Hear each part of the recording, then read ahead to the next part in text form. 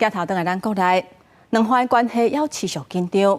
军事幕将也台湾 ADIZ 有讲到，昨昏有一架为中国来科学研究船“嘉庚号”出现伫咱国的东部的海域，伫花莲甲宜兰的外海作业，上近离宜兰的乌石片差不多20海里。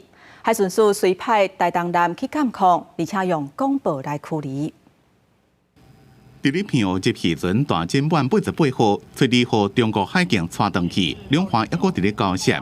即马吹起又有一台中国籍的海洋科考船“嘉庚号”进入咱东部海域，沿着花莲到宜兰的外海来回作业，一摆进入咱24海里连接区，离宜兰的乌石片差不多20海里。台东县公布，请勿进入我境限制水域，请未船立即向东航行。嘉庚号是中国厦门大学管理的科考船，主要指挥中国深关海科学考察。